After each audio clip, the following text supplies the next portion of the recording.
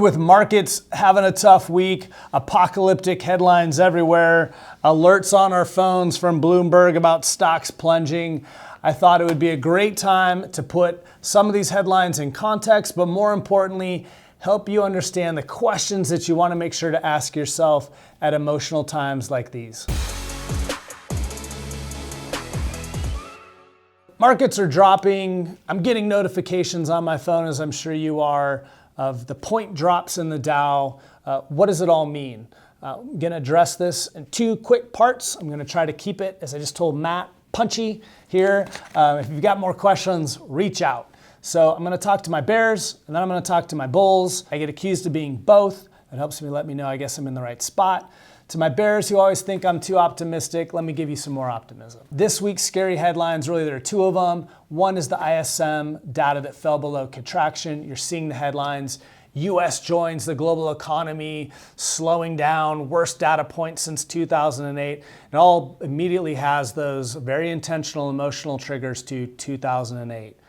Joins the negativity. It's all very understandably scary, but what is the real truth to unpack there? The reality is the ISM manufacturing survey has fallen below 50 a number of times since 2008. Did it a few times in 2012, did it in 2013, did it for 5 straight months between 15 and 16. The other truth is it's a survey. It's more about sentiment than economic activity. And it also doesn't jive with a lot of other economic data, as Brian Westbury pointed out. You've got consumption at almost 9%. That's actual hard economic data of things being bought.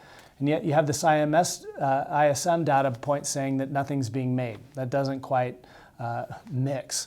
So the real truth here is it does dip below 50.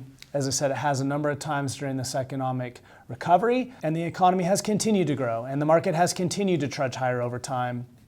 And there's good reason to believe that is more often going to be the case moving forward than the inevitable volatility and pullbacks that, again, are just part of being an investor.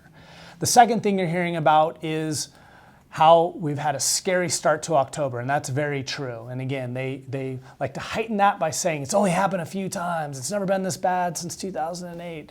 A big, black, ugly moment for any of us who had investments or were part of the investment business back then. And that's all true. It has only happened 14 times since 1926. But as the people at Bespoke pointed out, the average monthly return when we've had this negative start to October has still been a positive 3.75, and for the rest of the year, a positive 7.22. Doesn't mean that's what's going to happen again, but unlike the headlines that would have you believe this must be the beginning of a really dark, bad time, historically speaking, the majority of the returns either on the month or for year end, not only is the average higher, but the majority of those individual years are higher by far. So put it in context.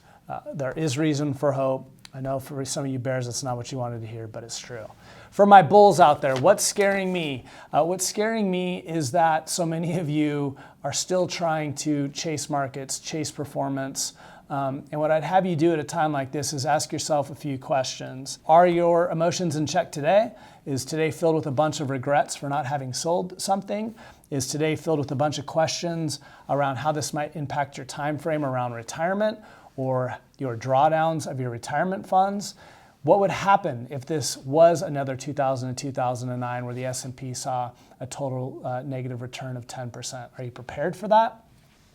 Because what we're seeing, at least with many of the conversations we're having, not so much with clients, but people in the community, interested prospects, is a lot of people who think their motivations still matter to their portfolio and their markets. You can call your portfolio whatever you want to. We've heard some doozies of names. You can call it your super hyper aggressive growth portfolio. It's not actually going to change your return. And as laughable as that may seem, it happens all the time on both the conscious and subconscious level for people. The better place to be spending all this time, again, is not trying to chase returns, find that stock, whether now is the time to buy Apple or Netflix, but rather, what is your plan? Do you have one? And what would different market scenarios mean to that plan? Because your motivations, your intentions, even what you need don't matter to markets and quite often aren't reflected in markets over the same time frame you need them to be. The lessons for all that I want to take away or have you take away are threefold. Number one, it's never as bad or as good as you think it is. The truth usually is somewhere in the middle. Have a process that you've established either on your own or with a partner during cooler times that you continue to follow. And again, as alluded to in the last part, have that partner that you can bounce ideas off, be able to speak out your fears. It does wonders for helping lower those emotions. Point 2 for everybody, know that there's a lot of ways to invest besides just the stock market. The news loves to trumpet Dow Jones point averages because it's a big number, for better or for worse. But there are a lot of ways to move your money. Just be aware, again, of the income impacts as well as the liquidity impacts to your portfolio. And finally, point 3, I wanted to leave you with some questions that you can ask during scary times in the market or with headlines. Number 1, is this really new? So many headlines seem to suggest this is the first time or the first time in a long time when in fact it isn't. Second, do you really know what it means? Again, a bad start to October sounds bad, but most of the time, October and the rest of the year have turned out fine. Understand that historical significance before you start making decisions.